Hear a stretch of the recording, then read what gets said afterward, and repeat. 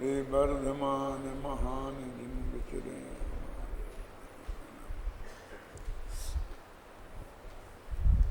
समय सार का अनुशीलन भाग 2 पेज नंबर 212।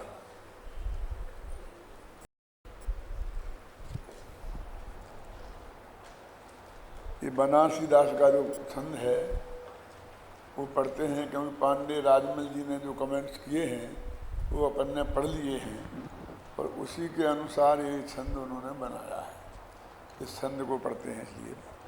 ज्यों माटी में कलश होने की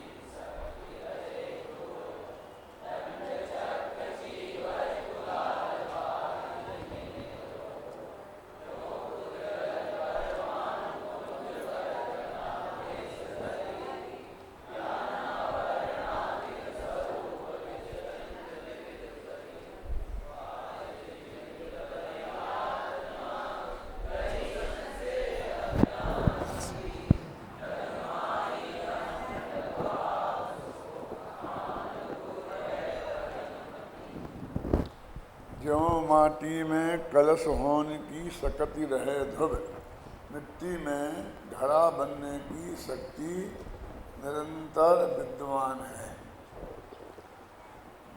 माने उपादान है, त्रिकाली उपादान, तो वो उसमें शक्ति है। अब बनेगा कब, उसमें फिर 5 बातें हैं, उनके विस्तार में अपन को नहीं जाना है। अब ये घड़ा बनने की क्या प्रक्रिया है अब आज समझानी पड़ती है। पुराने ज़माने में तो अपन ने अपने गाँवों में घड़े बनते देखे थे, इसलिए कुछ भी समझाने की ज़रूरत नहीं पड़ती है। आज कल के बच्चों को गाय क्या होती है ये भी बताना पड़ेगा। दूध पिएंगे रोज़ाना गाय का, लेकिन वो डेयरी से आएगा। लेकिन गाय कैसा जानवर होता है, हाथी जैसा होता है कि बकरी जैसा होता है, उसे कुछ पता नहीं, फोटो में बताना पड़ेगा।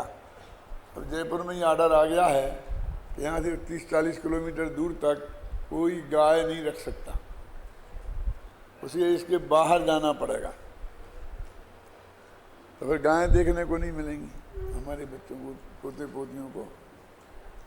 उन्हें भी गाय भी वैसे ही समझाना पड़ेगा जैसे कि हमको और दूसरे जानवरों को, शेर को समझाना पड़ता कि चिड़ियाघर में जाकर दिखाना पड़ता है, गाय को भी दिखाना पड़ेगा। जब कुमार घड़ा बनाता है तो एक तो कुमार है और एक चक्का है।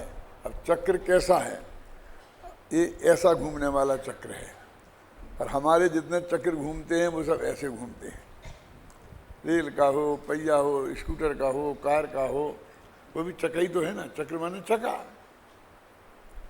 वे सारे चक्र इस तरह के घूमते हैं और ये इस तरह का घूमता है। अब उसमें क्या लिखा देखो, दंड चक्र चीवर कुलाल, 4 चीजें होंगी। अरे क्या है, दंड माने डंडा, डंडा माने कौन सा, कुमार उस डंडे को लेके चक्के को घुमाता है, तो इस तरह से डंडा उसमें लगा करके और घुमाता है, तो इतना तेज घुमा देता है कि डंडे को रख देता है ज़मीन पे और वो घूमते हुए चक्के पे घड़े को बनाता है। तो दंड माने डंडा। फिर चक्र में चक्का। और चीवर क्या है, ये एक कपड़ा होता है छोटा सा और एक डोरा होता है। दोनों चूंकि सूत के बने हुए हैं इसलिए दोनों का नाम है चीवर। वो कपड़े को हाथ में लेता है, जब वो इस तरह से करता है ना, तो उस कपड़े से आकार देने में उसे सुविधा होती है। और जब वो घड़ा बन जाता है तो उसे काटने के लिए एक डोरे का प्रयोग करता है, पैसा लगा करके उसे काट देता है। तो अब 4 चीजें हो गई है, दंड चक्र चीवर और कुलाल माने कुमार। ये बाहिज निमित्त हुए, ये सब बाह्य निमित्त हैं।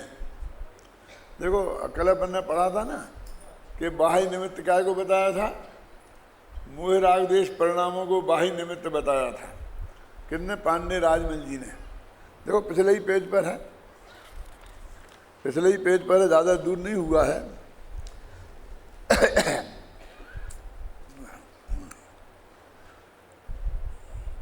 जिस प्रकार कलश रूप में तो मिट्टी परिणमती है, कुमार का परिणाम उसका बाह्य निमित्त कारण है, लिखा ना। और बनारसी दास जी ने कुमार, मिट्टी, घड़े, इन सब को बाह्य निमित्त में कह दिया है? मेरे कहने का मतलब है अभी अब आपको कोई तकलीफ नहीं है, क्योंकि कल क्या कहा था वो याद ही नहीं है, और आज क्या कह रहे वो कल से मिलान करने का चक्कर ही नहीं है। हम लोगों को ये तकलीफ है कि वो याद रहता है तो हम कहते हैं देख क्या बात है, स्याही सूखी नहीं है और 1 मिनट में बाह्य निमित्त बदल गया है। तो मेरे कहने का मतलब बाह्य निमित्त की कितने कितने प्रकार से कथन हो सकता है, वो हमारे ध्यान में रहे, और वो कहाँ किस अपेक्षा से कथन है वो अपेक्षा हमारे ध्यान में रहे, तब जनवाणी का रहस्य हमारे ख्याल में आएगा। आज या कल शाम को प्रवचन में मैंने सुना कि 86वीं गाथा में एक शास्त्र पे इतना वजन क्यों दिया, इसलिए स्वाध्याय करना चाहिए। करे आज सुबह था, आपके में था, टीवी पे था। अच्छा अच्छा अच्छा। तो उसमें इस बात पे वजन दिया था कि यदि हम तीर्थंकर की बात कहते देव तो कहते हैं कहाँ, अब निमित्त ही नहीं है, और भले ही निमित्त से काम नहीं होता हो, लेकिन निमित्त के बिना तो नहीं होता, इसलिए अब काम होने का तो सवाल ही नहीं है, क्योंकि निमित्त ही नहीं है। यदि गुरु की बात कहते तो वे भी सर्वत्र उपलब्ध नहीं है।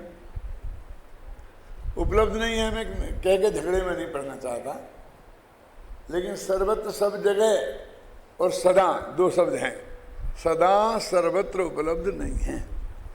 नन्हे निगम्बर बीतरागी संत हैं तो किसी जंगल की कुटिया में बैठे होंगे, और हम जब जाएंगे तभी बोलेंगे, इसकी कोई गारंटी नहीं है, अपने में मंगन होंगे। क्यों? और हर गांव में तो मौजूद नहीं है ना, और सदा मौजूद नहीं है। आज इस गांव में तो कल उस गांव में, परसों उस गांव में, जो भी होंगे वे। इसलिए शास्त्र ऐसा है, इसे नित्य बोधक प्रवचन सार में कहा है कि 24 घंटे तुम्हारे साथ रह सकता है, और हर बात में प्रतिबंध है कि ये काम रात में नहीं करना चाहिए। खाना जैसे रात्रि में नहीं खाना चाहिए, रात्रि भोजन त्याग प्रतिमा है ना 6वीं, और उसका दूसरा नाम क्या है? एक कोई काम ऐसा है कि जो दिन में नहीं करना चाहिए। मतलब हर काम बटे हुए हैं, इसका मतलब ये है कि वो पूर्णता निर्दोष नहीं है। नहीं तो ऐसा क्यों होता, इस टाइम नहीं करना, इस टाइम करना, इस टाइम नहीं करना, इस टाइम। अब ना हमारी मजबूरी की वजह से हमारे जीवन में आते हैं, तो थोड़ी छूट किसी समय विशेष के लिए आपको उन्होंने दे दी, फिर भी और कई प्रतिबंधों में बांधा। अश्विनी चतुर्दशी को उपवास करना चाहिए, ये नहीं करना चाहिए, फलाना कितना। भोजन को भी सब विषयों को त्यागने योग्य बताया, पूरी तरह नहीं छोड़ सको तो मर्यादाओं में बांध करके उनने बांधा, लेकिन स्वाध्याय को कहीं नहीं बांधा। जब तुम्हारी मर्जी हो तब करो। कि वो साहब आता है ना, समय में नहीं करना चाहिए, अरे छोड़ो तुम उस बात को, अध्यात्म में वो बात नहीं करना। वो तो कर्णौन योग के जय धवला जैसे महाग्रंथ थे, वो उनके लिए बात थी। वो असमय में नहीं करना, और मुनिराजों के लिए थी, घबराना नहीं पूरी बात, क्योंकि सामायिक का टाइम सुबह दोपहर शाम नहीं करना चाहिए। क्या मतलब सीधा सच्चा अर्थ है कि उनका वो सामायिक का टाइम है, और सामायिक छोड़ के स्वाध्याय में लग जाए तो सामायिक में तो ध्यान बोलते हैं ना, तो ध्यान तो स्वाध्याय से ऊंची चीज है ना, तो ऊंची छोड़कर नीचे करने का निषेध है। असल में संध्या काल में ये भी एक जंगल से गायें आती थी पुराने ज़माने में, बहुत धूल उड़ती थी, और शास्त्र बहुत मुश्किल से प्राप्त होते थे, और वे ताड़पत्र के होते थे, तो उनमें वो धूल भर जाएगी, अक्षर भी खराब हो जाए, कांटे से लिखे जाते हैं ना, स्याही के कांटे से, तो वो नष्ट होने के चांस ज़्यादा थे, उपद्रव होने के चांस ज़्यादा थे, एक्सीडेंट होने के चांस ज़्यादा थे। तो उस वक्त उनको बिल्कुल सुरक्षित बांध करके अच्छी जगह ही रखना चाहिए। बहुत बातें, कोई स्वाध्याय के लिए कभी निषेध नहीं है। कुछ चीज़ें ऐसी होती हैं जो गृहस्थों के करने लायक हैं, और कुछ ऐसी होती हैं जो मुनियों के करने लायक हैं। गृहस्थों के 6 आवश्यक अलग हैं और मुनियों के 6 आवश्यक अलग हैं, लेकिन स्वाध्याय दोनों में है। गृहस्थ भी करें, मुनि भी करें। ऐसा एक काम महिलाओं का नहीं है, एक काम पुरुषों का नहीं है। कुछ व्रत ऐसे नक्की कर रखे हैं जो अकेली महिलाएं ही करती हैं। सुगंध दुष्मी व्रत, कोई पुरुष करे तो लोग हंसते हैं, ये तो महिलाओं का व्रत है। क्यों? सुगंधित तन अकेला महिलाओं को ही चाहिए, पुरुषों का चाहे जैसा चलेगा। हिंदुओं में है ना करवा चौथ है कि पति के लंबी उम्र के लिए महिलाएं करें, पुरुष। कुछ व्रत महिलाओं के हैं और कुछ पुरुषों के हैं। क्यों? लेकिन स्वाध्याय सबके लिए खुला है, ऐसा व्रत है। सर्वत्र सदा उपलब्ध है और सदा करना चाहिए। उपवास अष्टमी चतुर्दशी का करना चाहिए। स्वाध्याय ऐसा नहीं है कि अष्टमी चतुर्दशी को करना चाहिए। ना कोई दिन ऐसा है कि जिस दिन करना चाहिए और ना कोई दिन ऐसा है कि इस दिन नहीं करना चाहिए। और सारी चीज़ों में ये सब प्रतिबंधित हैं। इसलिए उन्होंने स्वाध्याय पर वजन दिया उपायांतर के रूप में। बात वही चल रही है कि अनंत भगवान के द्रव्यगुण पर्याय जानना है। अनंत भगवान तो बीच में आ गए, वास्तव में तो द्रव्यगुण पर्याय जानना है। द्रव्यगुण पर्याय का स्वरूप जानना ही असलियत में तत्व ज्ञान का जानना है। तो ये स्वाध्याय की महिमा वहाँ बताई है। तो अभी अपन तरह जो माटी में कलश होने की रहत शक्ति रहे ध्रुव और दंड चक्र चीवर कुलाल बाह्य निमित्त हुए, ये अर्थ समझ में आ गया।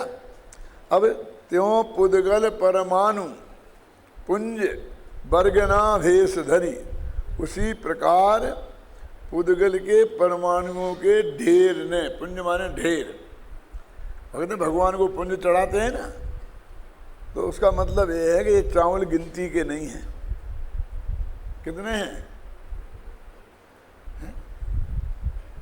अगणित हैं। अगणित माने गिने नहीं जा सकते हैं, ऐसा अर्थ नहीं, माने बहुत हैं। ऐसा भी असंख्य होता है रमेश। एक तो वो जो गिने नहीं जा सके और जिन्हें गिने नहीं जाते। जैसे गेहूं के ढेर कितना दाने हैं बोलो, इस भाव ताव ऐसा होता है। 1 रुपये के 5 दाने, हो सकता किसी जमाने में आ जाएगा। मैंने संख्या से नहीं होता, समझे ना।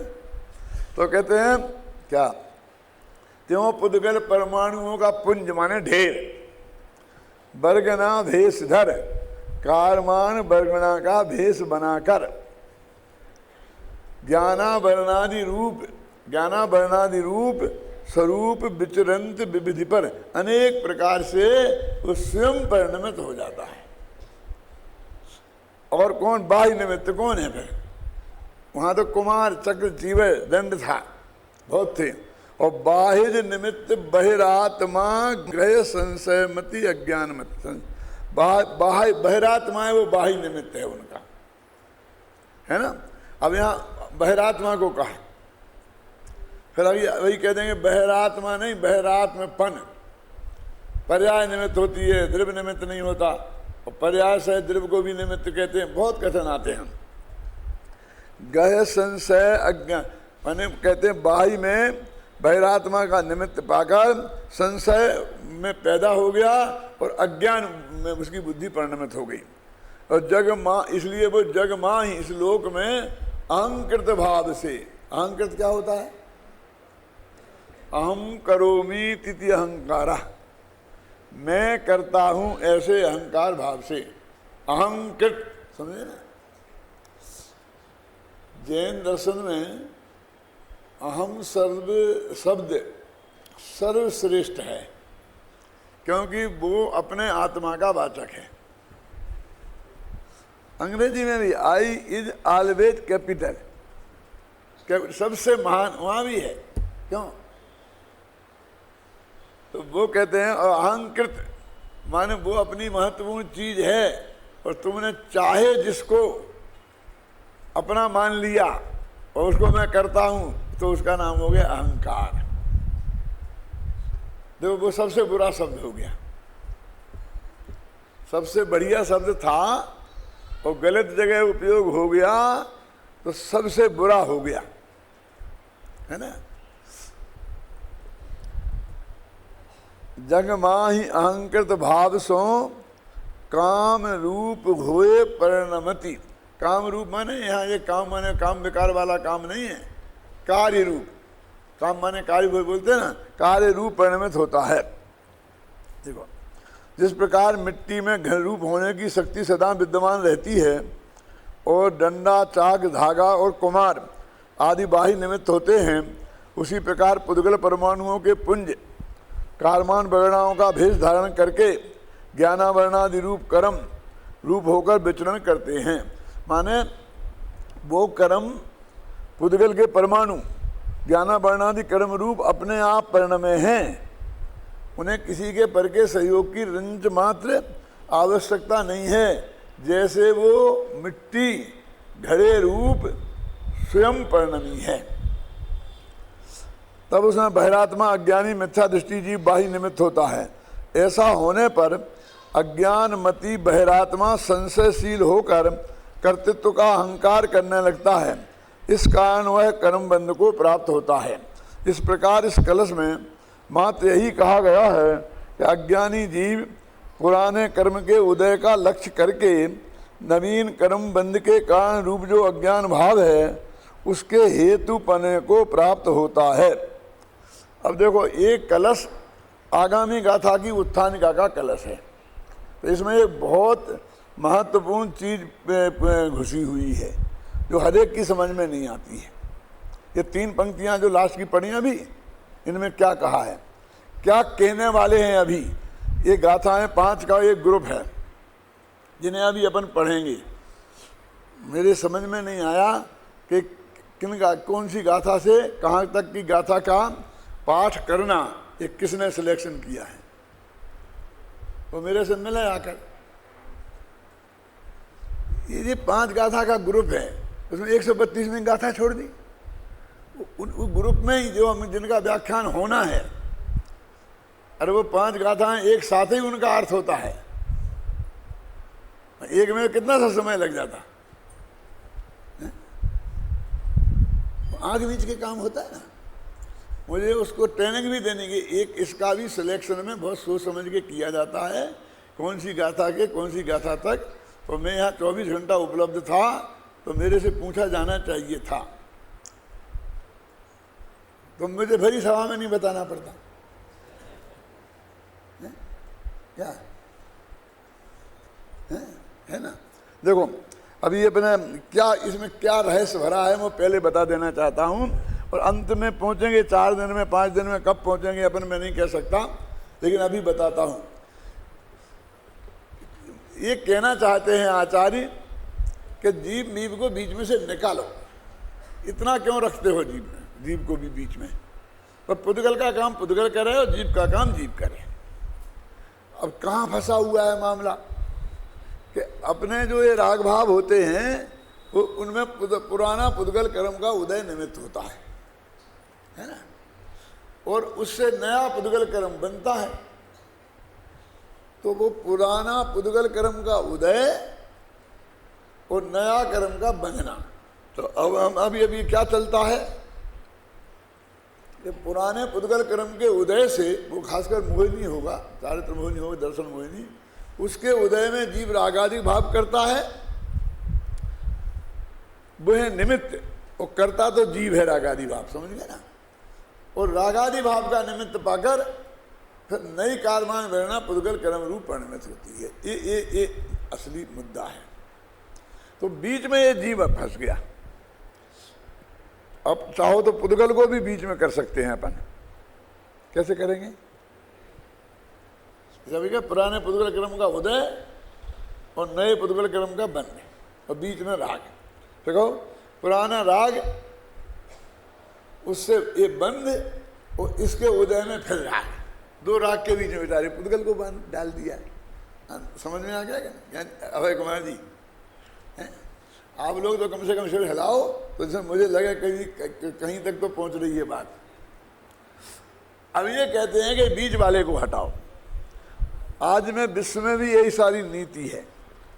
वे कहते हैं कि जो किसान को बेचारे को 10 रुपये किलो नहीं मिलते एक गेहूं के, और उपभोक्ता को 60, 70, 50 रुपया देना पड़ते, ये कौन खा जाता है? कि बीज वालों को हटाओ। क्या? जितने बीज वाले होंगे उतने ही उसकी कीमत बढ़ती जाएगी। हैं? आज के विश्व का यही है।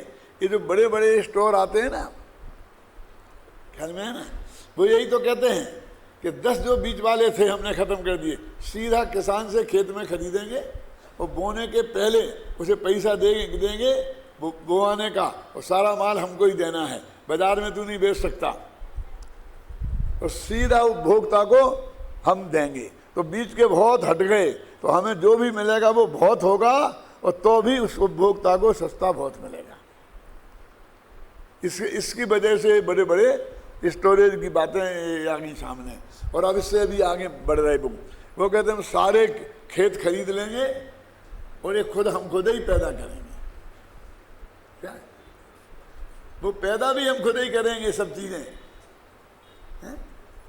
हम गेहूं नहीं खरीदेंगे बिस्कुट बनाने के लिए, हम खेत खरीदेंगे और उसमें गेहूं पैदा करेंगे, और वो हम गेहूं के रूप में किसी को एक दाना नहीं देंगे। हम बिस्कुट बनाकर, डबल रोटी बनाकर तो तुम्हारे कमरे में पहुंचाएंगे, तुम हमारे यहाँ आना मत सुबह नाश्ते के लिए, समझे ना। लेकिन वो हम जो गेहूं हमको 5-10 रुपये किलो पड़ेगा, हम उसे 200 रुपये किलो देंगे। सबसे बड़ी दिक्कत ये हो गई कि वे 10 जो बीज वाले थे वो एक ही उतना डकार जाता है, क्योंकि उसका एक अधिकार हो जाता है। तो दूसरा संकट है। लेकिन एक सिद्धांत है बस कि बीज वालों को हटाओ। क्यों? अब बीज वालों को हटाने का ये गाथाएं वो हैं कि वो क्या कहते हैं, सीधा रखो ना कि पुराने कर्म का उदय निमित्त और नए कर्म का बंध। निमित्त क्यों? वो तो पुद्गल रहा तो उपादान ही हो जाएगा कि वो कैसे होगा? उपादान तो अलग परिगणाएं हैं, पुद्गल में भी तो 2 अलग अलग है ना। तो पुराना पौधगल कर्म का उदय वो निमित्त, और नया पौधगल कर्म का बंध ये उसका निमित्त है। वो निमित्त ही बनेगा, उपादान नहीं बन सकता, समझ गया। तो बीच में इस जीव को क्या कोई निमित्त हटाओ इस जीव को, ऐसा। और ऐसा वो भी बताया कि हमारा राग से बंधा। क्यों? कि राग से कर्म बने, कर्म के उदय से फिर राग हुआ, तो राग से ही राग पैदा हुआ, कर्म के उदय से क्यों? सारा तो बीच में वो क्या आ गया, वो सारा सिरे वो ले जाता है, और हमको बस कर्म कर्म कर्म कर्म कर्म। लेकिन जरा पीछे जाओ तो हम तो राग ही आ जाता है ना। राग से राग बंधा और कर्म से कर्म बंधा, बस ये लेन पे जाने वाली है गाड़ी। और ये तीन पंक्तियों में ये बात पड़ी है, पढ़ो अब ध्यान से, शांति से। इस कलश में मात्र यही कहा गया है कि अज्ञानी जीव पुराने कर्म के उदय का लक्ष्य करके नवीन कर्मबंध के कारण रूप से जो अज्ञान भाव है उसके हेतुपने को प्राप्त होता है। भाषा भी है, तो भाषा इससे ज़्यादा सीधी नहीं की जा सकती है। और पुरानी भाषा पढ़ोगे तो वहाँ से निकालना ही तुम्हें मुश्किल है, और अभी बहुत लंबा चलेगा तब जाकर के निष्कर्ष निकलेगा। लेकिन मैंने आपको पहले इससे आपको ध्यान में रहे कि हम किस दिशा में जा रहे हैं। तो जीव का करता जीव और कर्म का करता कर्म, क्योंकि निमित्त ठीक है, वो स्वयं ही निमित्त और स्वयं ही उपादान है। क्या किसी ने कहानियां चर्चा पढ़ी और पढ़ी तो कुछ समझ में आई? उसमें लिखा है कि कार्य 2 प्रकार के, एक स्वनिमित्तक और ऐसे पर निमित्तक। माने स्वा भी स्वा में निमित्त होता है, और उसको शब्द वहां आता है हेतु, स्वहेतुक, अहेतुक, परहेतुक। और जो कहते हैं ना, गुरुदेव फरमाते हैं कि राग को भी अहेतुक कहा है। क्या अर्थ है इसका? क्योंकि जो पुद्गल कर्म के उदय को तुम हेतु कहते हो, मैं निमित्त कारण के रूप में, तो वो नहीं है, वो स्वयं ही अपनी योग्यता से परिणमा है। तो इसलिए स्वहेतुक, स्वनिमित्तक, उपादान भी स्वयं और निमित्त भी स्वयं। तुम कौन होते हो बीच में, बस खत्म। ये धारा चलने वाली है। अब आपकी दृष्टि इस पे लगी रहेगी तो आपको मिल जाएगी ये बात। और ये नहीं बताता तो इन गाथाओं में से निकालना कठिन है। अब धीरे धीरे निकलेगा ये, ख्याल में ना। पढ़ो भाई गाथाएं। अन्नानस्य उदयो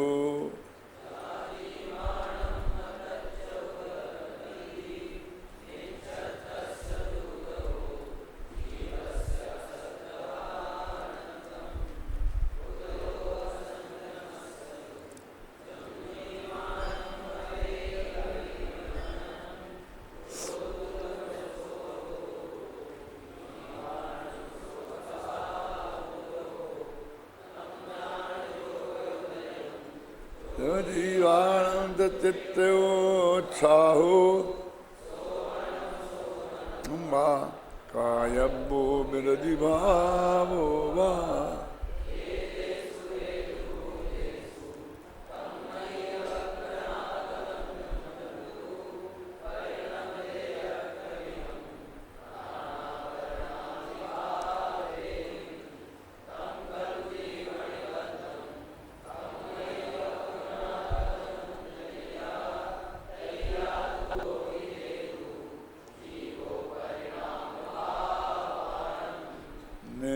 तत्व का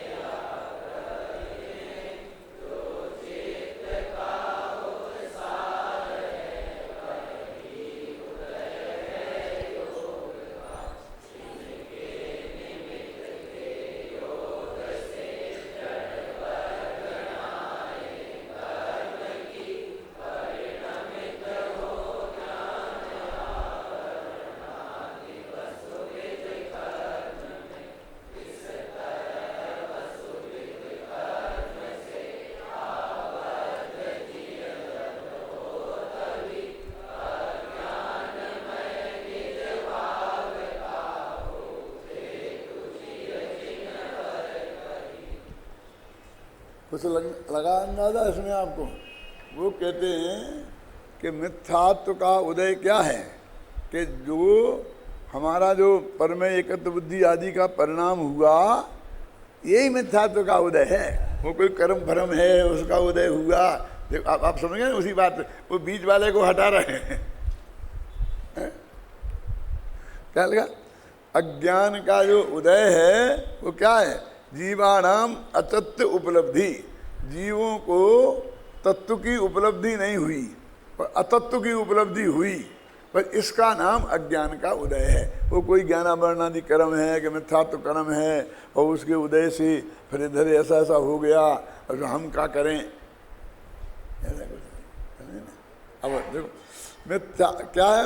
जीवस्य अश्रद्धात्म, जीवों की अश्रद्धा माने उसको सही रूप में समझकर उसमें अपनापन स्थापित नहीं होना, इसका नाम है मिथ्यात्व का उदय। वो कोई कर्म था, वो उसका उदय में आया, वो परमाणु है, उसमें इतनी होती है, फिर वो जीर्ण हो जाती है, फिर वो हो जाता है। वो उधर की बात नहीं है।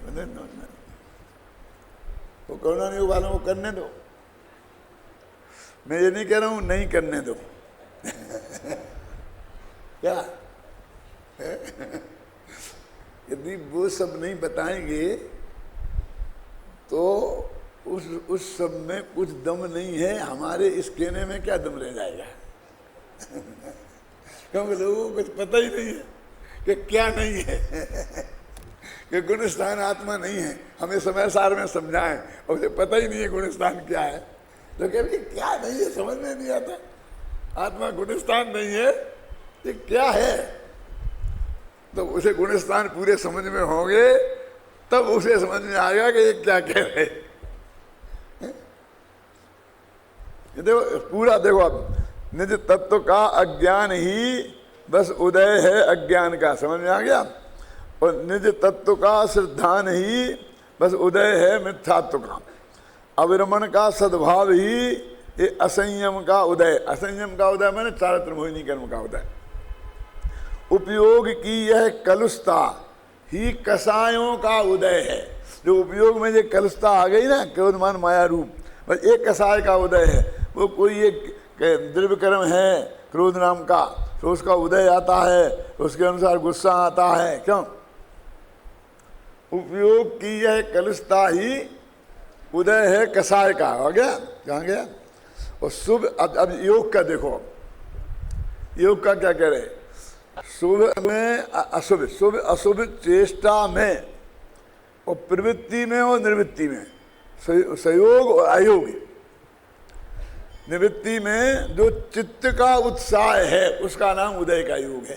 तुम्हारे चित्त में जो उत्साह हुआ, ये करना है, ये करना है, ये करना है, तो काय मन वचन तीन, इसका नाम त्रियोग है। तो तेरे चित्त में उनके करने का जो उत्साह है उसका नाम योग का उदय है, कहते हैं। देखा ना? शुभ अशुभ चेष्टा में तथा निर्वृत्ति में अप्रवृत्ति में जो चित्त का उत्साह है वह ही उदय है योग का। देखो संजय प्राकृत में पढ़ो, तम जान योग उदयम जो जीवाणम तु चित्त उत्थायो काय में सोहणम असोहणम बा कायब्बो विरधि भावो बा। आया ना उसी का। वो उसको हमने उसे पचाया पहले और फिर अपने गद्य गद्य जैसे पद्य में लिख दिया। क्या देखो क्या लिखा? शुभ अशुभ चेष्टा में तथा निर्वृत्ति में या प्रवृत्ति में जो चित्त का उत्साह वही उदय है योग का। कितना सीधा सरल भाषा में है, बोला। इससे सरल हिंदी नहीं हो सकती। गद्य में भी लिखते तो गद्य में भी नीचे लिखाई है, तो इससे कोई सरल नहीं हो सकती है ना। अब इनके निमित्त से के योग से जड़ वर्गणाएं कर्म की परिणमित हों ज्ञान आवरण आदि वसुवित कर्म में।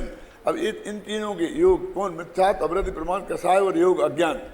इनके उदय से, उदय तो होता है निमित्त, और वे कार्मान वर्गणाएं कर्म रूप परिणमित हो जाती हैं।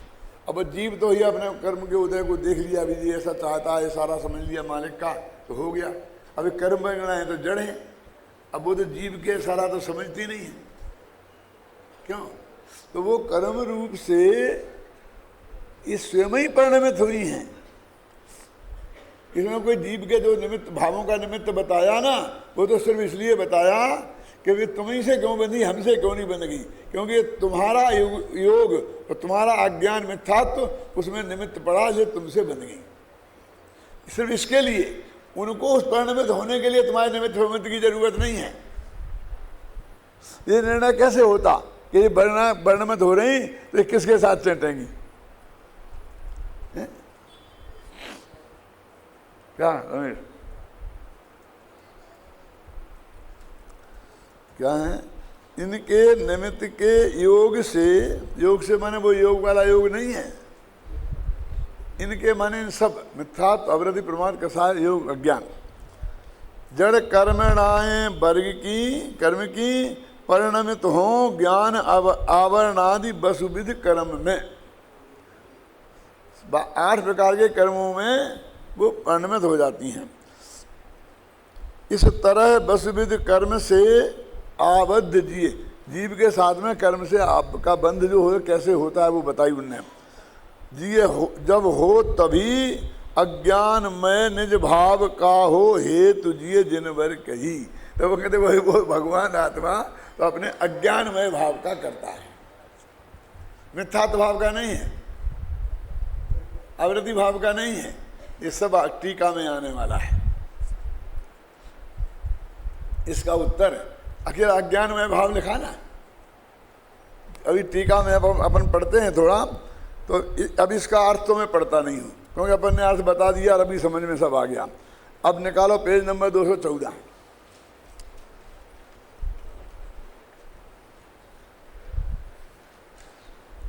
प्रश्न में यहाँ से पढ़ते हैं, है ना, जो मैंने आपको कहा कि स्टडी करो। महाशास्त्र तत्वा सूत्र में मिथ्यात्व, अविरति, प्रमाद, कसाय और योग, इन 5 भावों को बंध का हेतु बताया गया है।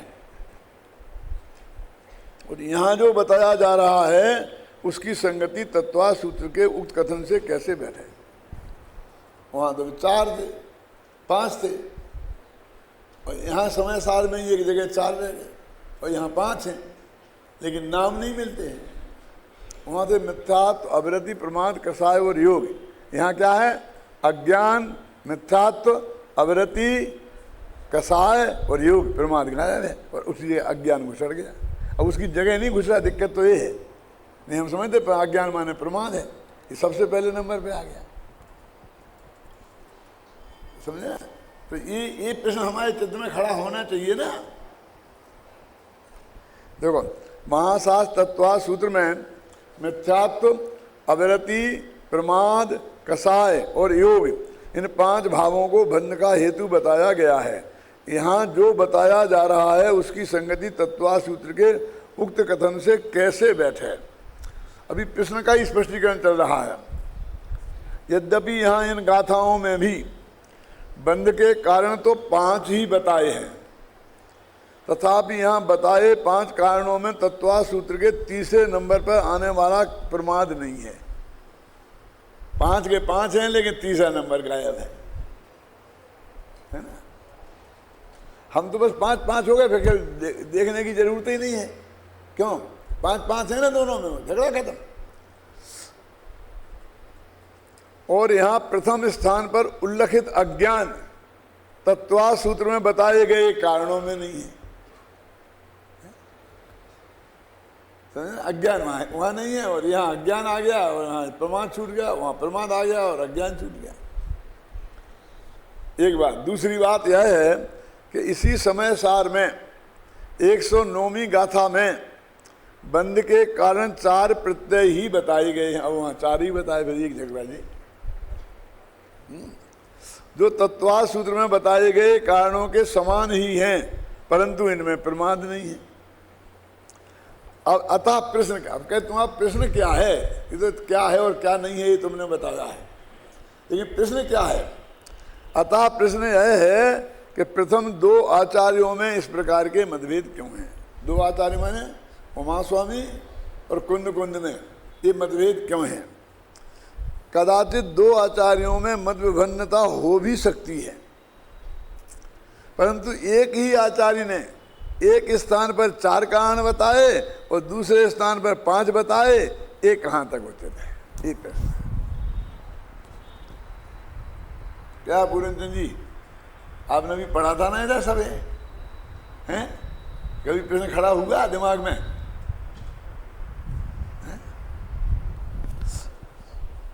और अब उत्तर शुरू होता है।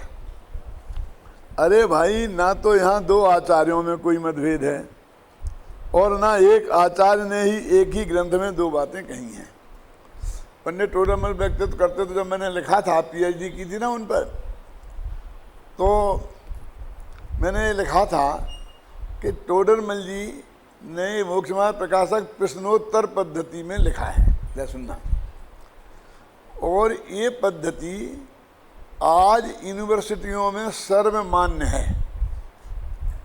जितनी भी किताबें कोर्स में हैं उन्हें आधे से ज़्यादा विद्यार्थी नहीं पढ़ते हैं, और बाज़ार में जो कुंजियाँ मिलती हैं प्रश्नोत्तर के रूप में वो सब के पास मिलेंगी। क्यों? माने वो प्रश्नोत्तर पद्धति आज वो चल निकली है, जो इस विज्ञान के ज़माने में आज आई है यूनिवर्सिटी में।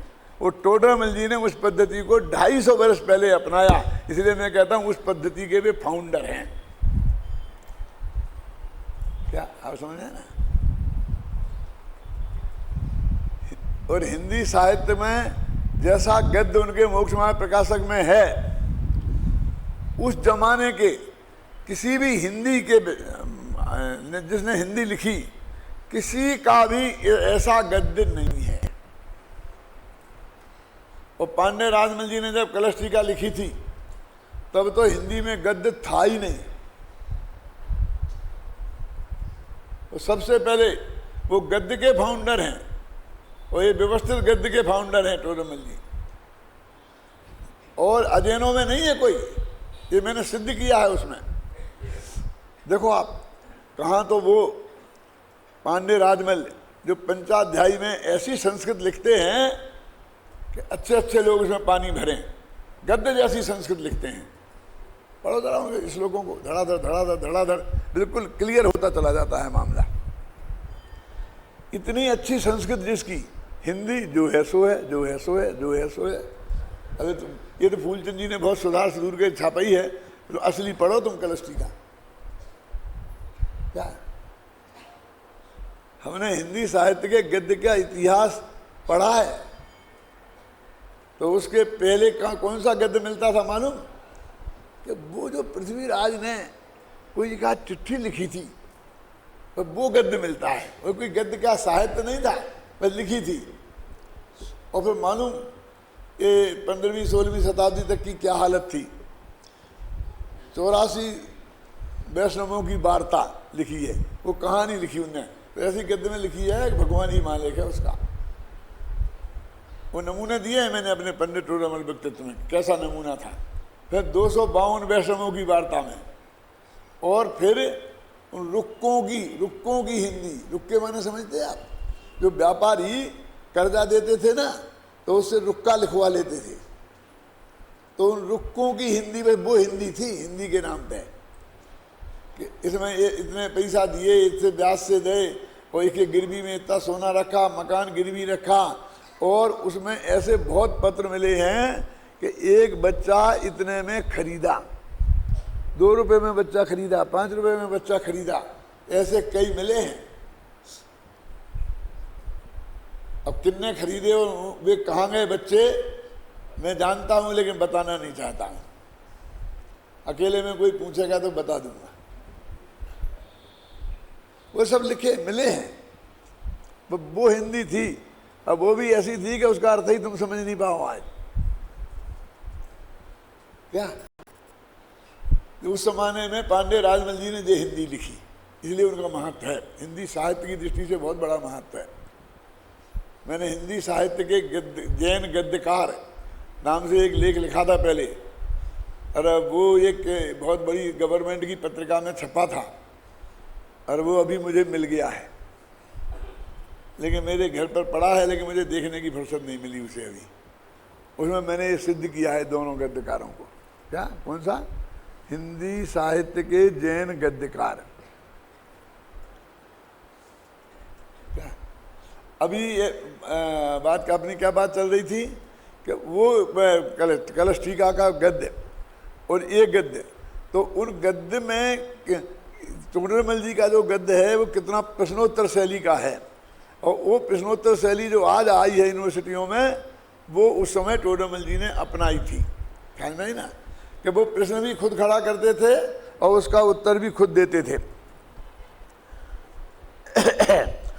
तो मैंने उसमें लिखा कि भाई प्रश्न जितने भी कोटेशन समझते ना, आचार्यों के उद्धरण दिए टोडरमल जी ने, उनमें से 90% शिष्य के मुंह में रखे हैं। वो शिष्य प्रश्न करता है तो वो शास्त्र खोल खोल के बताता है, फला शास्त्र में ये लिखा, फला शास्त्र में ये लिखा, गोमर सार में तो ऐसा लिखा, तुम ऐसा कहते हो, पर समय सार में तो ऐसा लिखा, तुम ऐसा कहते हो। बस सीधी भाषा में ही बात करता है वो। शास्त्र का पाठी टोडरमल जी से ज़्यादा विद्वान ऐसा लगता है जिसका श्रोता है, प्रश्न करता है। और उनके हर उत्तर, उन्हें एक प्रमाण नहीं दिया शास्त्र का, और दिए हैं। ये मैंने सब लिखा है, उसमें पढ़ने का अदब है टोडरमल जी की गद्य शैली के मामले में। तो मैंने लिखा क्या है कि उनका श्रोता बहुत बुद्धिमान है। आप समझे ना, वो उनका बेटा गुमानी राम जैसा है। आप जानते हो गुमानी राम पंडित टोडरमल जी के बेटे थे, वे बहुत विद्वान थे। और पंडित जयचंद जी छाबड़ा के बेटा भी थे पंडित नंदलाल जी, वे भी उतने ही बड़े विद्वान थे जितना जयचंद जी थे। जयचंद जी ने कहीं लिखा कि ये ग्रंथ मैंने नंदलाल की प्रेरणा से लिखा है। वो नंदलाल से इसे पूछा, वाद विवाद के लिए राज दरबार में बुलाया था, तो कहा मैं तो जाता नहीं हूँ, तुम चाहो तो नंदलाल को ले जाओ।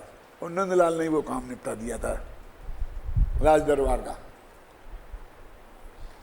तो वो क्या कमजोरी है उनके श्रोता में, मैंने गुमानी राम की नहीं कह रहा हूँ, उनमें मत जानना। उनका जो श्रोता उनने खड़ा किया मोक्ष महान प्रकाशक में, वो सारे शास्त्रों को पाठी है, लेकिन वो अपेक्षाएं नहीं समझता, तो उसे हर जगह विरोध भाषित होता है। और पंडित जी उन अपेक्षाओं को समझा समझा करके ही उसकी शंकाओं का समाधान करते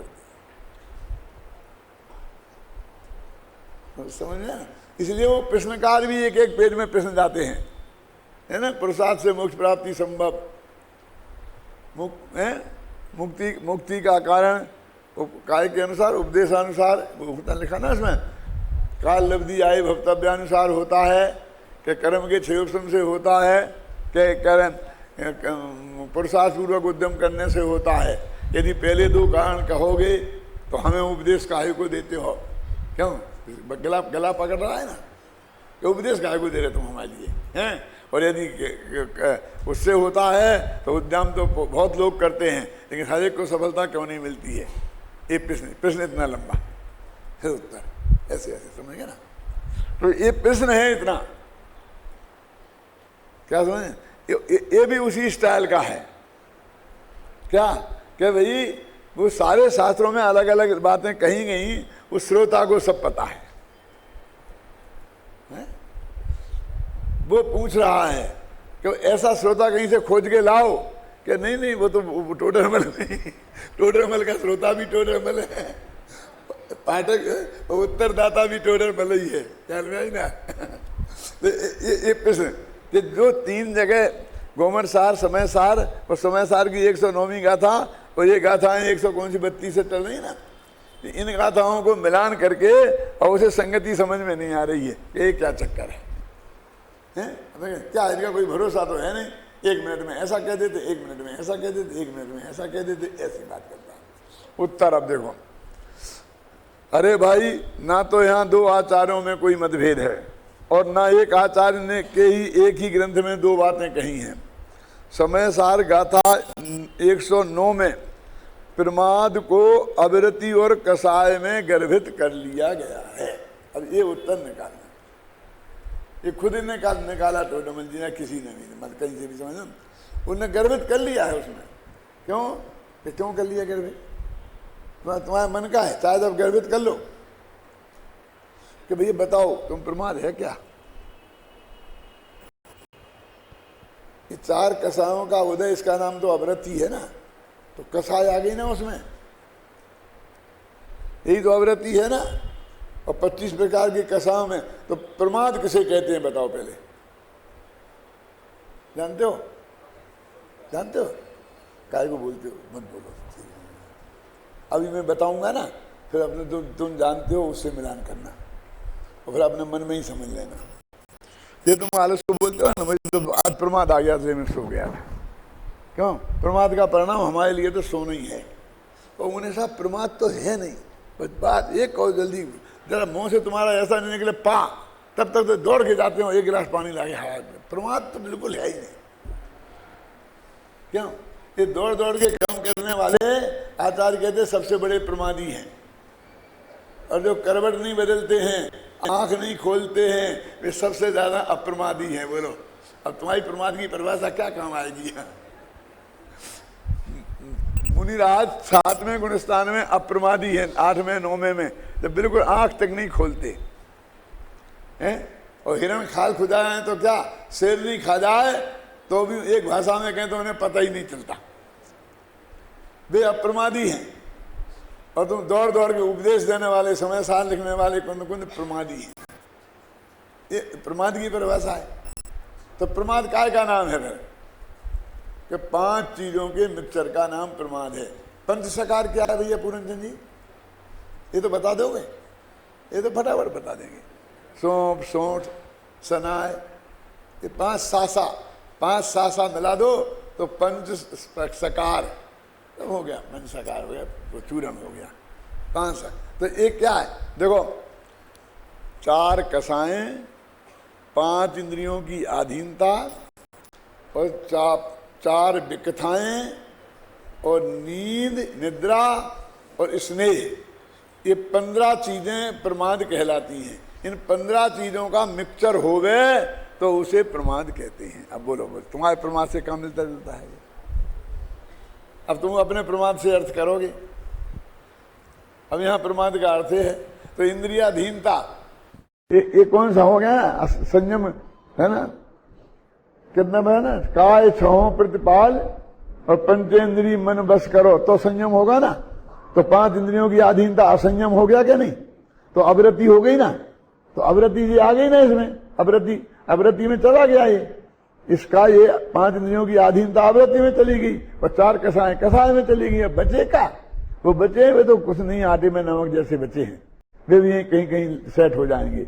इसलिए कौन है? मिथ्यात्व, अवरति, प्रमाद, कसाय, तो आगे और पीछे वाले में शामिल करके कसाय उन्हें प्रमाद खत्म कर दिया। उसमें क्या है? खत्म क्या किया? शामिल कर लिया ना। अब फिर प्रश्न खड़ा हो गया, कैसा फिर ये शामिल हो सकता है? तो उमा स्वामी ने क्यों नहीं किया? वे क्या इतना समझते नहीं थे? नहीं किया। क्यों? इसलिए नहीं किया कि लोग हम शामिल कर देंगे तो फिर इसमें से निकाल नहीं पाएंगे। क्या? इसलिए उन्होंने स्पष्ट कर दिया। पढ़ो देखो, इसमें लिखा है सब, घबराना नहीं। कहां पढ़ रहे थे अपन? हाँ, अरे भाई गाथा समय सार गर्भित कर लिया है, क्योंकि 4 कसाय, 5 इंद्रियों की अधीनता, 4 विकथा, निद्रा और स्नेह, इनके मिश्रण का नाम ही तो प्रमाद है। जो गोमर साहब जीव कांड के गुणस्थानाधिकार में विशेष विवेचन है, जिनको जिज्ञासा हो बाकी वहां से देखें। सुनो, काय का वर्णन है वहां? 5 प्रकार के प्रमादों का। वहां 80 भंग बनाए जाते हैं गोमर साहब के जीव स्थान में। प्रमाद के मुख्य 5 इंद्रियों का विषय सेवन रूप अवरति और 4 कसायों का ही है। अतः कसाय और अवरति में प्रमाद को गर्भित कर लेने में कोई अनुचित नहीं है, तथा विशेष ध्यान आकर्षित करने के लिए पृथक उल्लेख कर देने में भी कोई दोष नहीं है। देखा? अब देखो ये छपा हुआ है बहुत दिनों से, और आपके घर में फ्री भी भेज दिया, जैसे भी पहुंचे जैसे पहुंचा दिया, आधी कीमत कर करके फ्री में कैसे भी करके हैं, वितरा विज्ञान में छाप के पहुंचा दिया कि नहीं पहुंचा दिया, लेकिन फुर्सत नहीं मिली। लिखी है इसमें, मैं तो वही पढ़ रहा हूं, बस वही बता रहा हूं आपको और कुछ नहीं। क्या उन्हें क्यों अलग कर दिया? अरे भाई स्पष्टीकरण करने के लिए अलग कर दिया। तो इकट्ठा क्यों मिला लिया? वे समझते, सब समझदार हैं, ज्यादा बढ़ाने से क्या फायदा, इसलिए इकट्ठा मिला लिया, क्या फर्क है? समझ में आया कि नहीं है? मतलब ये अपेक्षाएं हैं, ये समझना हमारी, जो नहीं समझोगे तो सब गड़बड़ हो जाएगी। देखो, अब रही बात समय सार में इन गाथाओं में प्रथम स्थान पर उल्लिखित होने की अज्ञान की बात है ना। समय सार में अज्ञान से उदया, सो वह मिथ्यात्वादि 4 कारणों के समुदाय रूप ही है। अज्ञान कोई अलग नहीं है। मिथ्यात, अवरति, प्रमाद, कसाय और योग, चारों का नाम अज्ञान है। अब देखो यहां तुम्हारा वो ज्ञान नहीं होने वाला अज्ञान नहीं है, यहां वो औदे का ज्ञान नहीं है, यहां वो छायो समय का ज्ञान नहीं है, ये अलग टाइप का अज्ञान है। इसकी विशेष चर्चा तो कल करूंगा, लेकिन थोड़ा अभी पढ़ लेता हूं ना। अब रही बात समय सार की इन गाथाओं में प्रथम स्थान पर उल्लिखित अज्ञान की बात, तो वह तो मिथ्यात्वादि 4 कारणों के समुदाय रूप ही है। इस बात का उल्लेख इन गाथाओं की आत्मख्याति टीका में ही है, जो इस प्रकार है। टीका में किया है, गाथा में तो अलग अलग लिखा, और टीका में इस तरीके से लिखा कि ये चारों मिलके ही अज्ञान है। गाथा का बल ने अज्ञान अलग क्यों लिख दिया, हम धोखे में आ गए। इस पर लिख दिया, जो लिख दिया उसे समझो भले आदमी, ये क्यों लिख दिया, उनका गला मत पकड़ो। क्यों श्रोता मत बनो। श्रोता हो तो श्रोता, श्रोता, सरोता, तीन तरह के। वो तो होते तो बहुत तरह के हैं, लेकिन इसी शब्द से बनते हैं। श्रोता, श्रोता माने सुनने वाले, श्रोता माने जो एक सभा में आगे आराम से सो जाते हैं, और सरोता माने जो सिपाही को काटते हैं ना, हर बात काटने का जिनका धंधा है। क्या कौन हो गए? श्रोता, श्रोता और सरोता। तो जो समझा रहे वो समझो, सरोता मत बनो, उसे ढंग से सुनो और उपयोग में स्थिर करो, जरूर तुम्हारा कल्याण होगा।